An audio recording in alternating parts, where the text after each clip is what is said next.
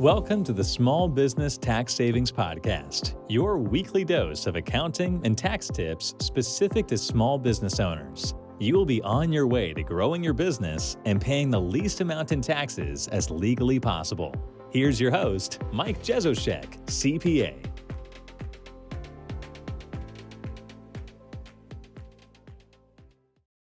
Hello and welcome back. Today's topic is, what does my accountant need for tax season? And Happy New Year. Welcome to tax season. I'm sorry to kind of bring you down right away with this tax season information, but my hope here is to actually provide you with tools and ideas to make this tax season stress-free. So we're going to be going through some things you can do here in 2023 to make sure that tax season is a breeze. Now, before beginning, the number one thing I can say is be proactive. Get your documents and financials in order right away here at the beginning of the year.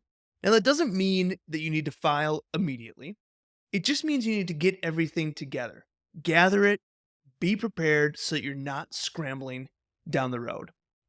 Now, we want to first start out with, what does my accountant need for my business tax return?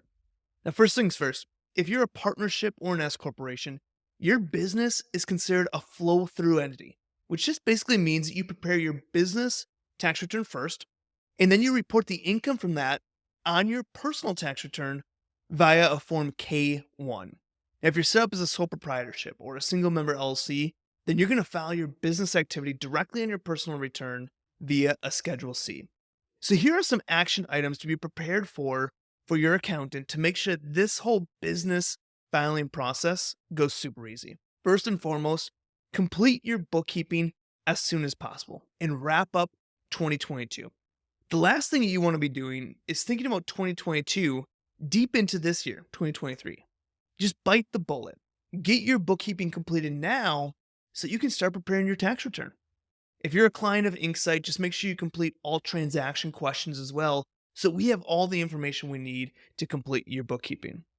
To best prepare your tax return for your business, you should have a fully completed income statement, also known as a profit and loss, along with a balance sheet. Those two financial statements are going to be exactly what your accountant needs to prepare your business tax return. So again, most importantly on the business side, finish your bookkeeping as soon as possible. Wrap up 2022.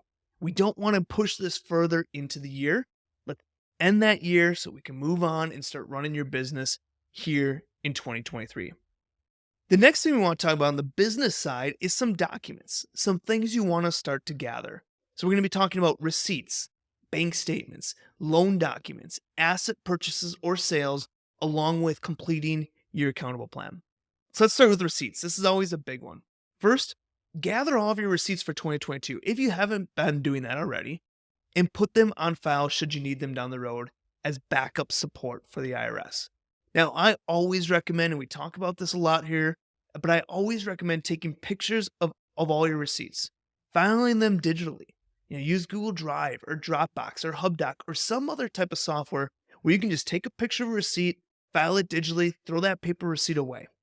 Again, on your receipts, make sure you're writing on them the who, the what, the where, the why.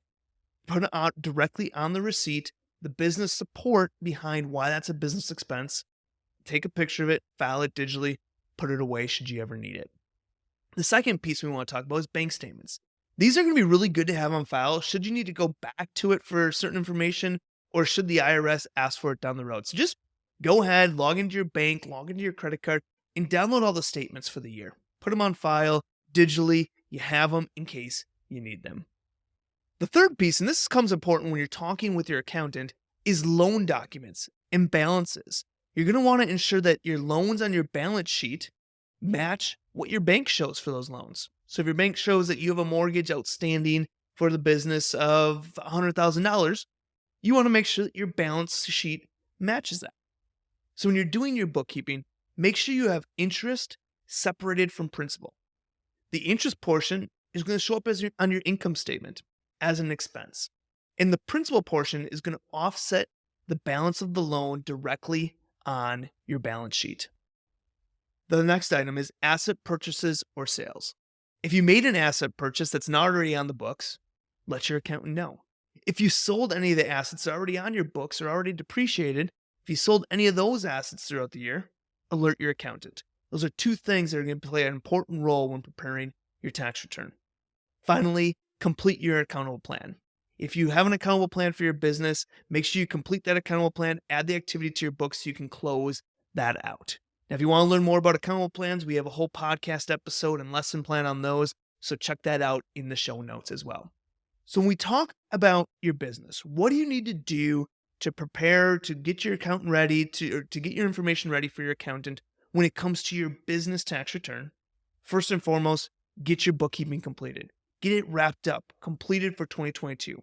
The things that you're going to want to have to prepare and give to your accountant is an income statement, also known as a profit and loss, along with a balance sheet. The second piece is just gather documents. Get those things on file should you ever need them down the road. Documents that we're talking about that you want to keep on file include receipts, bank statements, any kind of loan documents or balances to prove kind of what your loan balance is on 12/31, in any kind of record of any assets you bought or any assets you sold throughout the year, along with kind of completing your accountable plan before year end. So once we get done with our business return, again, if you're a pass-through entity, you're going to complete your business tax return. From that, you're going to get a K-1, which will be reported, where you're going to report that income on your personal tax return. If you're a sole proprietorship, single member LLC, you're going to file all that information directly on a Schedule C on your personal tax return. So we talk about your personal tax return. We want to ask this question: what does my accountant need for my personal tax return? And now that we're into a new year, you're going to be getting a ton of documents in the mail. You're going to get a ton of documents in your email. All over the place, you're going to be getting tax documents. You're going to want to ensure that you put everything you receive on file.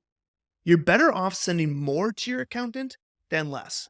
Your accountant's going to know what is necessary or not, and they can sort through that on their end, but take all those tax documents you receive, put them in a file, and get them ready to send to your accountant. Again, we're better off sending more than less to your accountant. Now, one important thing is to try to get all your documents together in one place and then send it to your accountant as one package.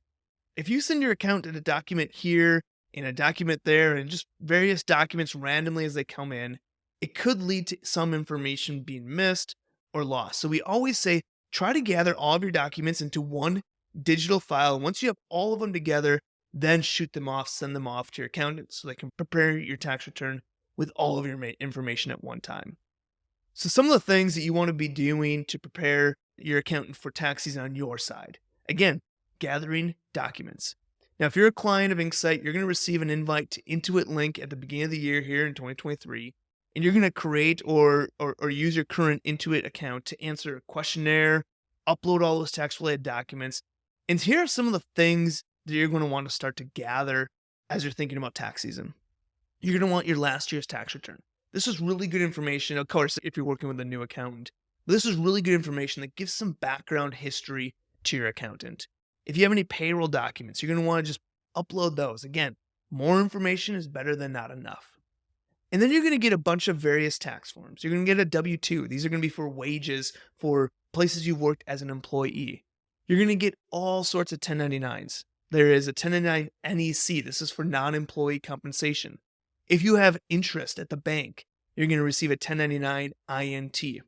If you receive dividends or stocks, you're going to receive a 1099 DIV or a 1099B or a 1099 comp. If you have state refunds or unemployment compensation, you're going to get a 1099 for that. If you have pension or retirement income, you're going to get a 1099 for that. If you have Social Security income, you're going to get a 1099 for that. If you have HSA, a health savings account activity, you're going to get a 1099 for that. So you're going to get all sorts of 1099s. Again, these are all going to be vital and important to send to your accountant. You're likely, if you own a home, going to get a 1098. This is going to report how much mortgage interest you paid to the bank throughout the year.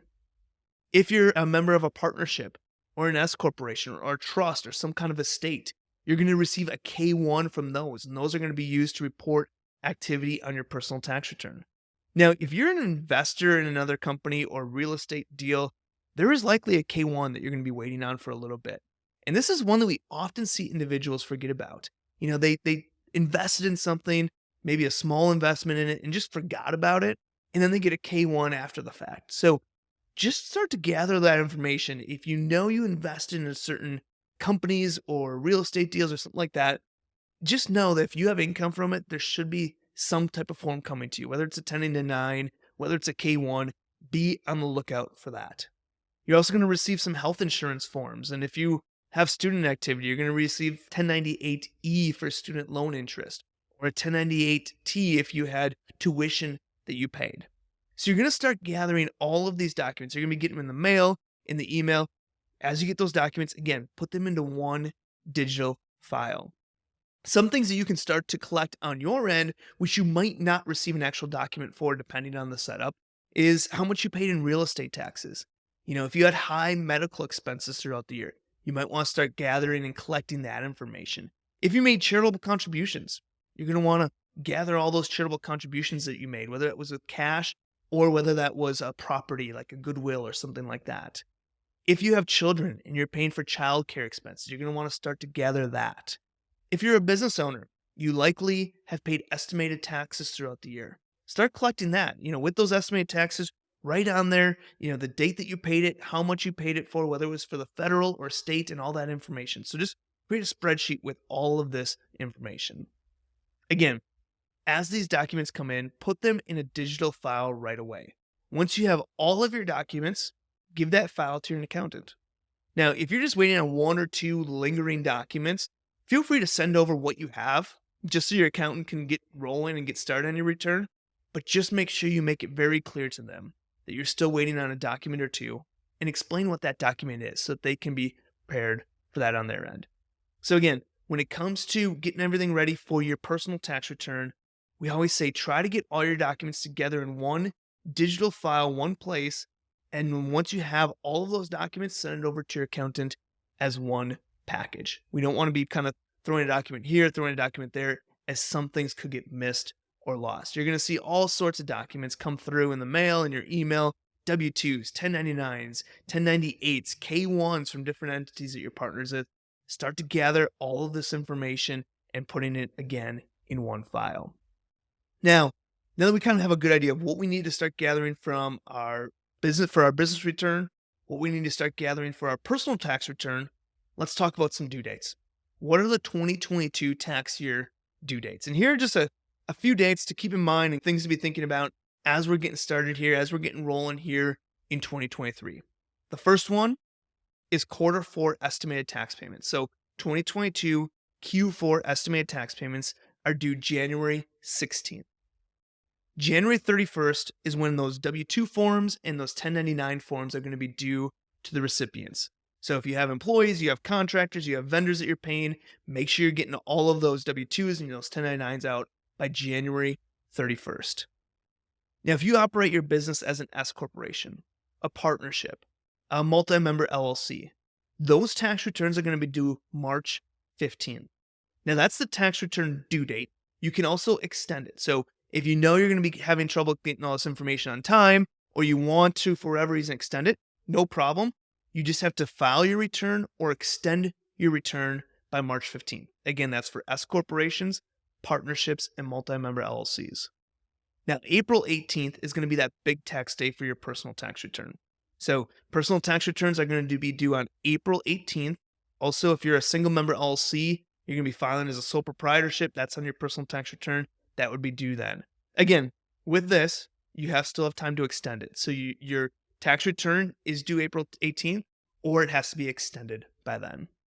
C corporation returns also due April 18th, or they have to be extended by then. And then April 18th is also an important deadline for IRA and HSA contributions related to 2022. So let's just kind of run through those tax dates one more time. 2022 Q4 estimated tax payments, they're due January 16th. January 31st is when 1099 and W-2 forms are going to be due to the recipients.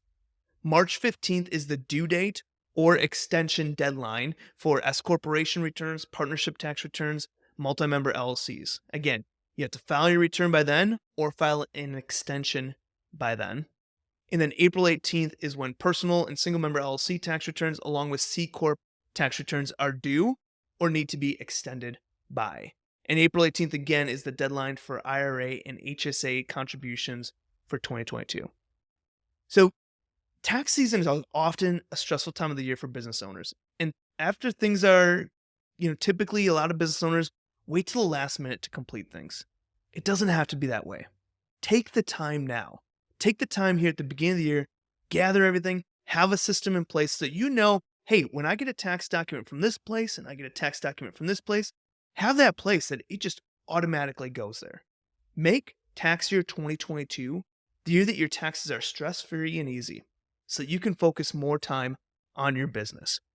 One thing that I do in my household, being a tax person as well, is we have just a little folder that we keep on my desk. And anytime a tax document comes in, we put it in that folder. And then, once a week, I'll take that folder, take a picture, scan, get all those documents into a digital file, and then empty that folder, keep it there. Because I know more documents are going to come through. Keep a system. Have something in place so you can make sure you're collecting all of your tax documents, putting them in the right place, and having them ready for your accountant to make this tax season super easy, stress-free. Hopefully that was helpful. Again, Happy New Year. I'm excited to be on this journey with you here in 2023. And we're actually starting something new in 2023. We're going to be answering listener questions on episodes here and there. If you have a question that you want answered on a future episode, go to taxsavingspodcast.com, click podcast on top, scroll down to the bottom of the page, and submit your question. You never know. Your question could be on our next episode. Again, thank you for listening. Happy New Year, and let's make this tax year one that is easy and stress-free. See you guys next week. This has been another episode of the Small Business Tax Savings Podcast. If you enjoy our weekly episodes, please leave a review and share with other business owners. You can find previous episodes and more information at www.taxsavingspodcast.com. Thanks for listening and have a great day.